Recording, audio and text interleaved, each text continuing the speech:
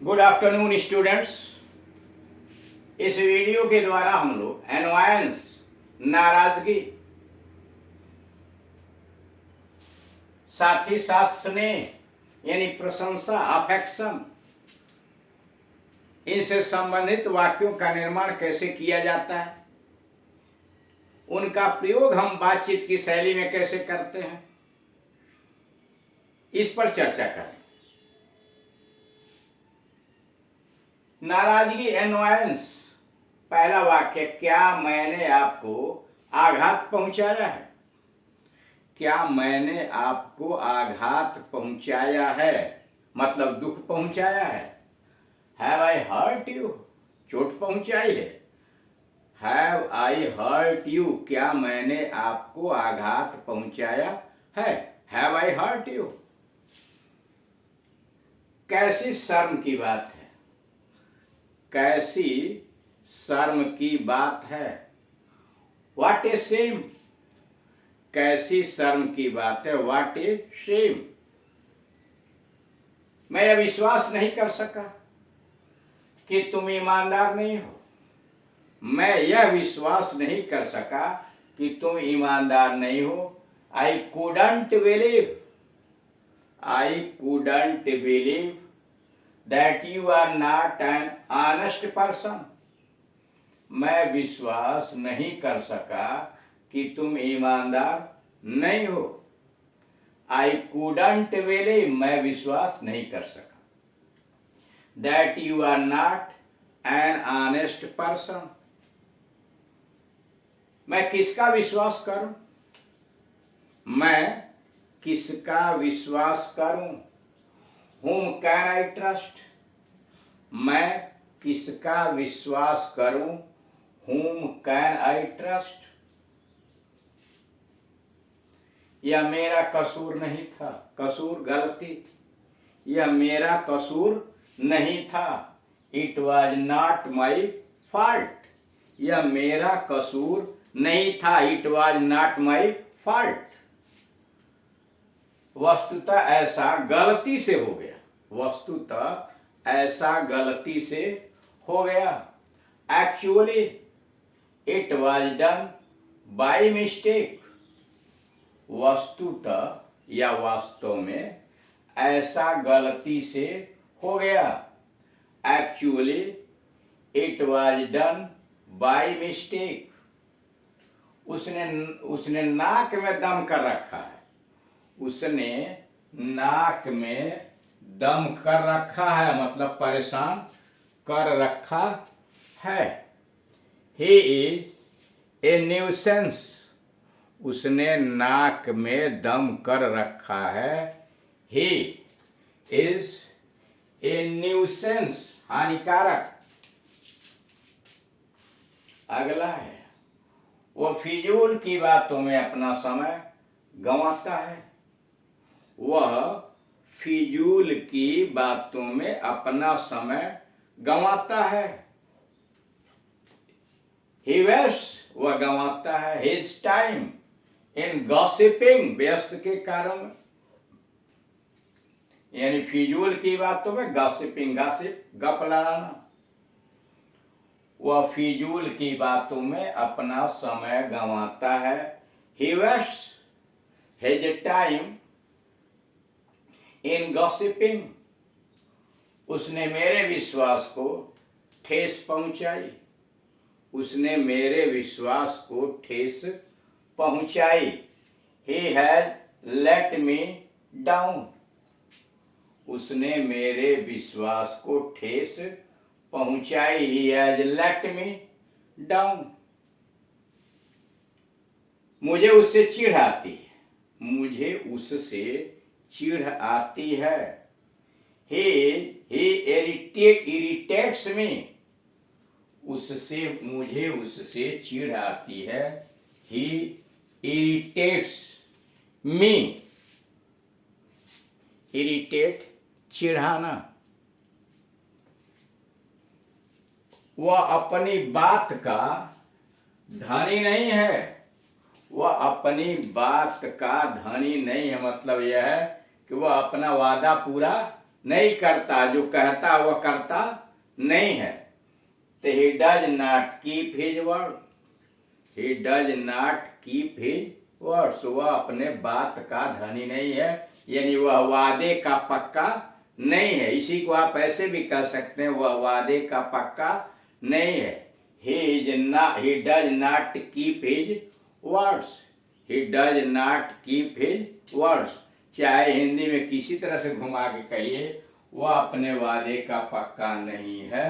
ठीक, वह अपना वादा पूरा नहीं करता है, वह अपनी बात का धनी नहीं है। किसी तरह से घुमा के करेंगे आप, he does not keep his words, he does not keep his word, या he is not true to his word, he is not true to his word। इसी बात को आप ऐसे भी कर सकते हैं, he is not true, वह सच्चा नहीं है, पक्का नहीं है, to his words, अपने वादे का पक्का नहीं है।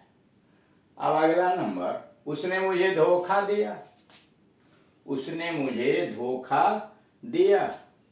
He has betrayed me, या he has cheated me, उसने मुझे धोखा दिया है।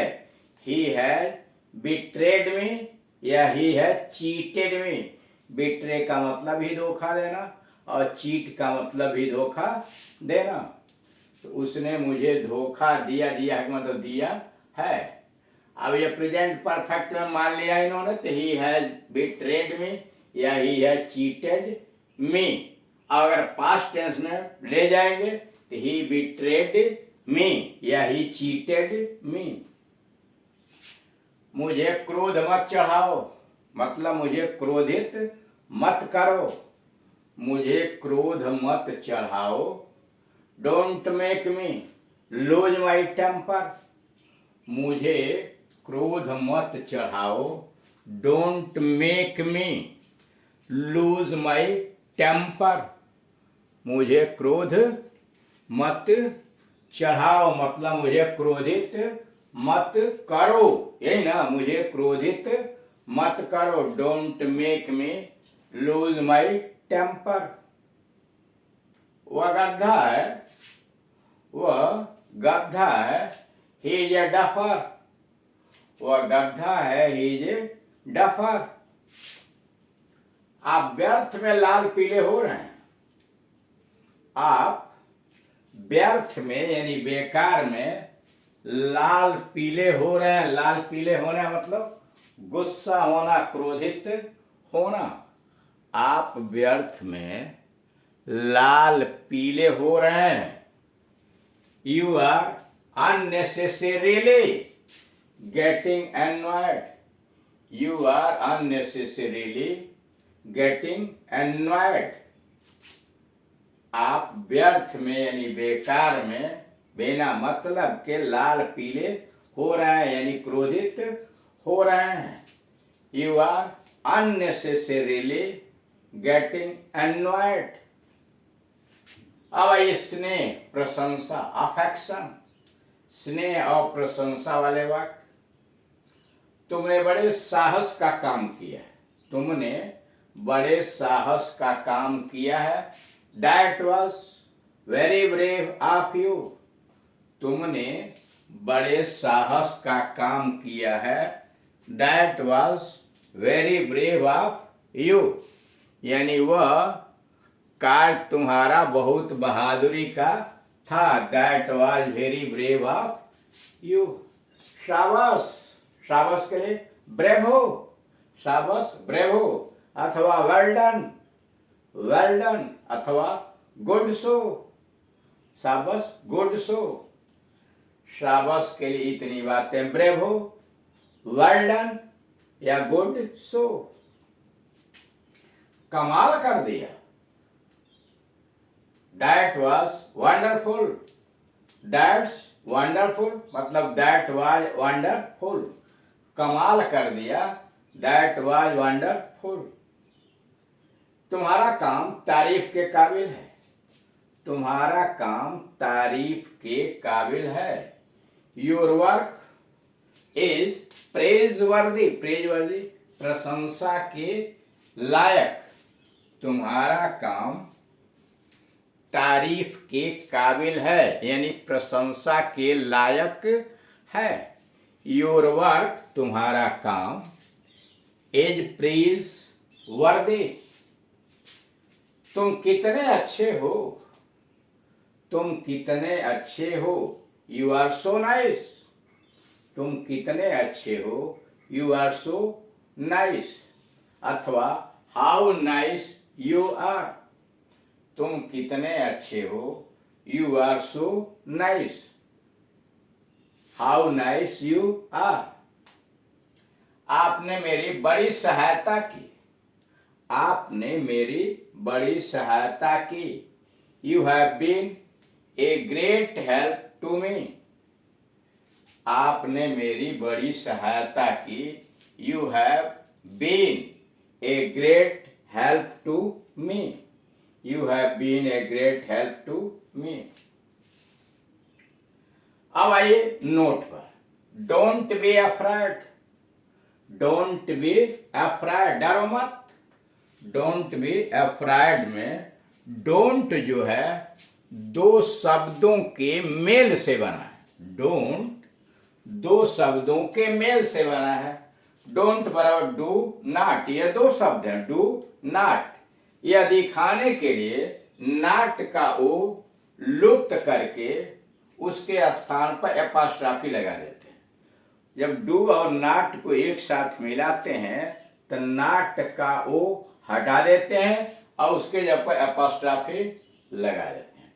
ठीक उसी प्रकार ओंट, ओंट का मतलब ओ प्लस नॉट नहीं है, बल्कि विल प्लस नॉट है, will plus not, will not. Won't का मतलब विल नॉट।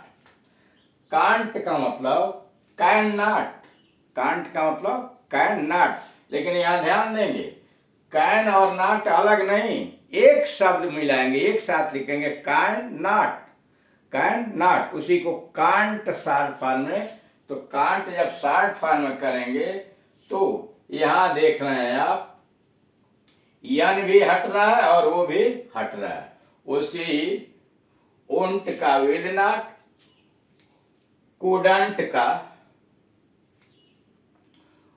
कुड नॉट, उडंट का उड नॉट, नीडंट का नीड नॉट, डजंट का डज नॉट। यानी ऐसे दो दो शब्दों से मिले हुए शब्दों को शॉर्ट फॉर्म में बना देते हैं, डजंट, डोंट, कांट इत्यादि। Thank you.